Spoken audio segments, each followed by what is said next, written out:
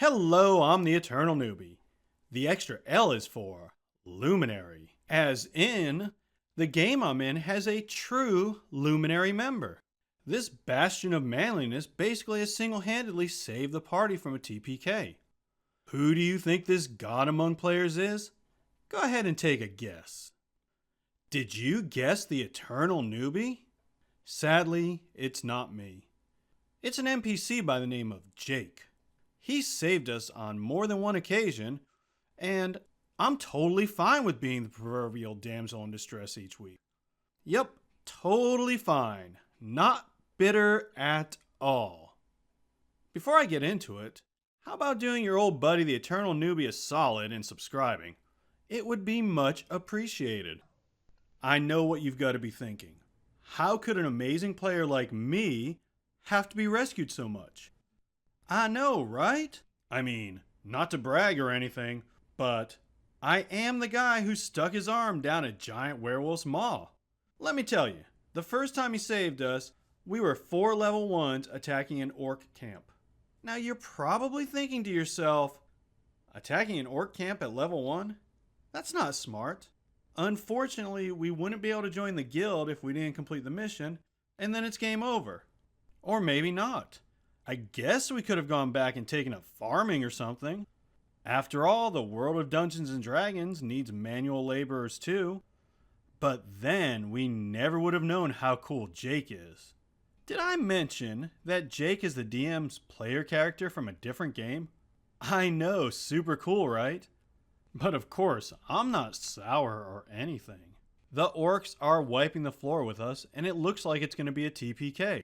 But all of a sudden, a portal opens, and out steps Jake. Because though Jake is only level 4, he knows whenever we're in trouble he can teleport himself anywhere. Because, well, I don't actually know how he does it. Mirrors or something. Maybe he's the Santa Claus of D&D. So he comes in and saves us. Yay. Then leaves. Then comes back and saves us again the next battle. And then waits around and helps us with the last battle. These encounters are a bit hard. Like 2 orcs and 2 wargs. Or 4 orcs. Or, my favorite, the orc chieftain and his pet Drake. But, thanks to Jake, we make it through. As a group, we did roll incredibly bad that session. And I was still pretty new, so I thought it was just because of the bad rolls. I really should have taken a clue from the unbridled joy in the DM's face each time he hit us. Or his motivational speeches like, "You guys suck. Can't you hit anything?" Fast forward to our latest session. Jake has saved us 2 more times since then in the 3 sessions in between. We've also lost 2 party members and gotten 2 new ones. We were captured by lizard folk. We managed to escape our prison cells and fought a few tough but fun battles before we came to Jake's time to shine again. At this point, we're level 3. The party consists of a rogue swashbuckler, a sorceress who's used up all her spell slots, a warlock who has all his back because of a short rest, and me, the paladin, with 1 spell slot left. We peek into the next room and there are 4 lizards in there. We can sneak in and surprise them. They're doing some weird Frankenstein thing. They got a body and they're casting spells, so we know we don't have time to waste. On the other side of the door are 2 lizard folk shaman and 2 skull crushers. This is going to be a tough fight, but we can do it. We're heroes. Fast forward 2 rounds. We've killed one of the skull crushers.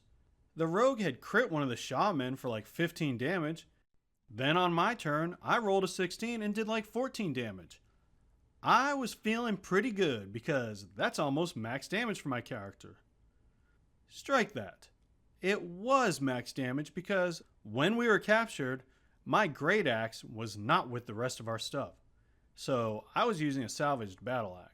I'm not sure why my weapon was the only one not recovered, but that's the way it was. Though I'm totally not salty or anything. Nope, nothing like that at all. Then the DM says 16 doesn't hit. I'm like, "What you talking about, Willis?" Previously on the 2 lizard shaman in the last room, a 16 did hit. Okay, confession time. I gotta tell you something I am not proud of here. What? No, those were artistic anyway. I was going to say, I looked them up and saw this. According to this, I should have killed the guy. Apparently, we were fighting super lizard folk. On the shaman's turn, they take me down and the rogue down. All is lost. There's still 2 shaman and a skull crusher left, and half of our party is doing death saves. Game over, man. It's game over. Aha, but all is not lost, because suddenly a portal opens, and who should appear? Why, it's Jake to the rescue.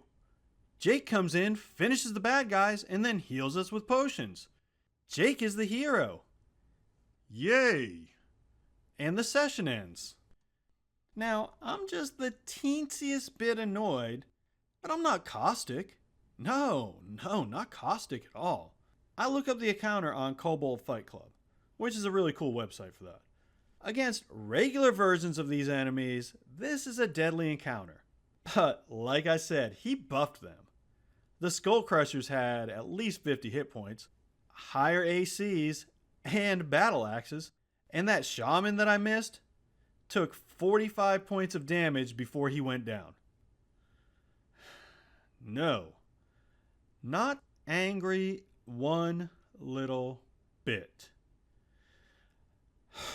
That's my story. But it's not really my story, is it? It's Jake's story, 'cause he's the hero. I was just lucky I got to witness his greatness. Yeah, I'm totally cool with this. I did talk to the DM about it after the game, and he didn't really seem to see it as a problem. We'll have to see what happens next session. I would suggest, though, for you other DMs out there, it's not really fun for your players to always have to get rescued by your NPC. I mean, maybe that's just me, but I kind of want to be maybe one of the heroes of the story. Thanks for watching, people. If you enjoyed this video, check out my others. And a subscribe would be greatly appreciated. As always, play your character. Don't let your character play you.